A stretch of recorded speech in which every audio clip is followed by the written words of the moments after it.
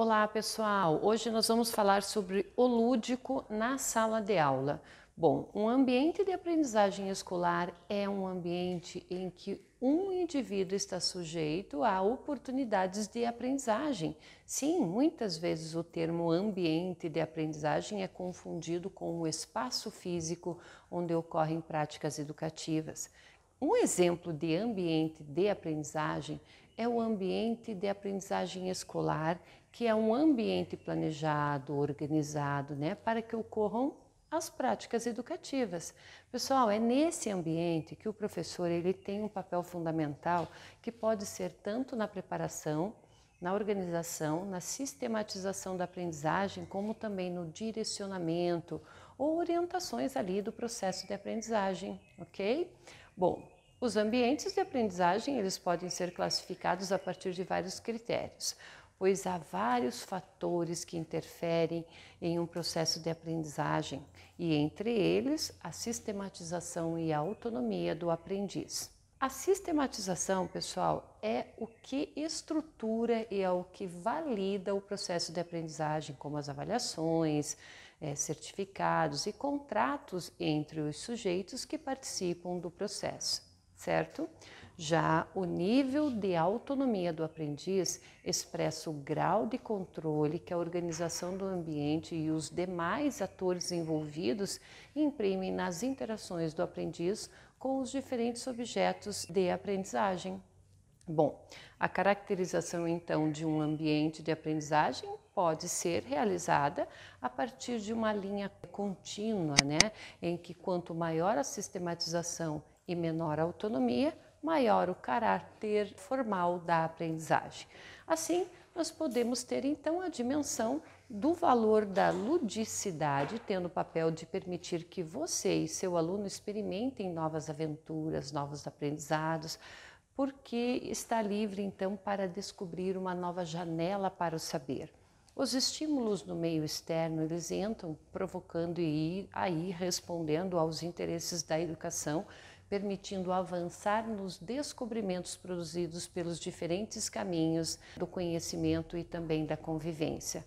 A ludicidade, pessoal, ela permite a liberdade emocional necessária para explorar e experimentar, para envolver-se emocionalmente em uma criação, E também para permitir descobrimentos aí incentivados pela curiosidade.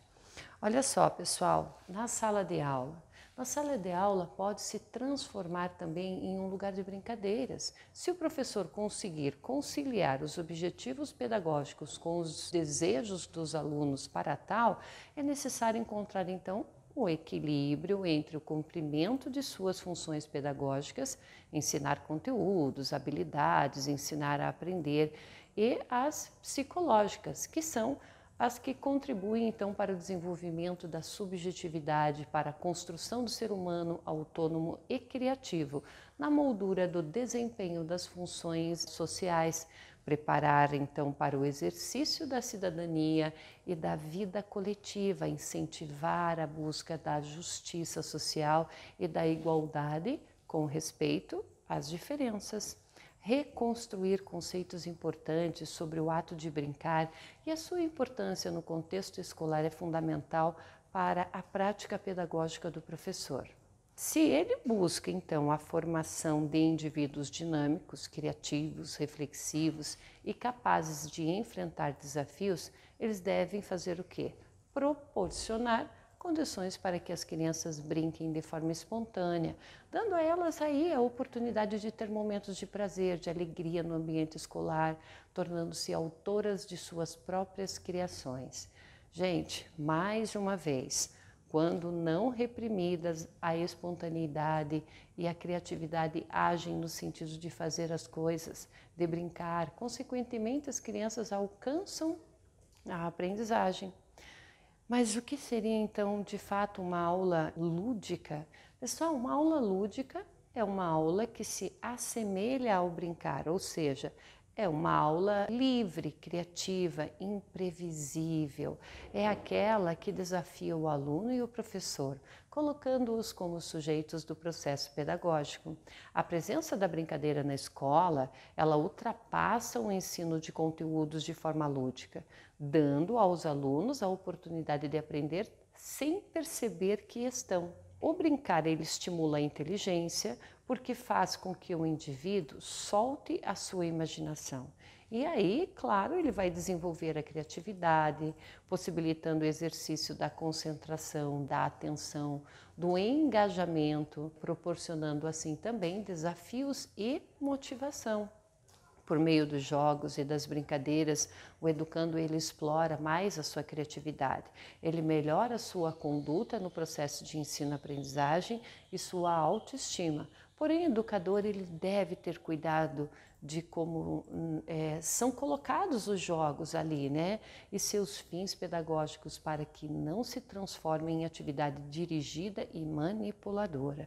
Se isso ocorrer, o jogo deixará de ser um jogo, pois não será caracterizado com a liberdade e a espontaneidade. Sendo assim, o jogo deve ser visto sempre como possibilidade de ser mediador de aprendizagens e propulsor de desenvolvimento no ensino formal. Mas quando a atividade se torna utilitária e se subordina, então, como meio a um fim, perde o atrativo e o caráter do jogo. A partir do momento que a criança é obrigada a realizar um jogo sem nenhum interesse ou nenhuma motivação, o jogo perde toda a sua característica e acaba tornando-se aí mais uma atividade séria, né, de sala de aula. Certo, pessoal? E olha só, a diferença entre o jogo e a brincadeira dentro da sala de aula, ok? Vamos falar um pouco sobre esse assunto, porque o jogo ele carrega em si um significado muito abrangente.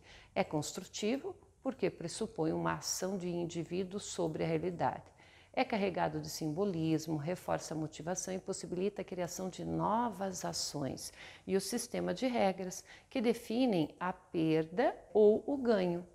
Nem todos os jogos e brincadeiras são sinônimos de divertimento, pois a perda, muitas vezes, claro, pode ocasionar sentimentos, né, de frustração, de insegurança, rebeldia e até angústia.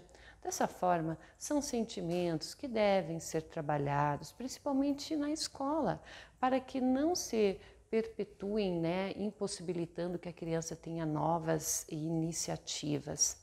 A brincadeira é a atividade mais típica da vida humana, por proporcionar então a alegria, a liberdade e também o contentamento. É a ação que a criança desempenha ao concretizar as regras do jogo, ao mergulhar na ação lúdica. Os jogos e brincadeiras são meios que ajudam as crianças a penetrarem sua própria vida, tanto como na natureza e também no universo. Pessoal, você gostou dessa aula? Então nos siga no YouTube, ative as notificações lá para ficar por dentro de todos os conteúdos novíssimos, ok? Até a próxima, até mais!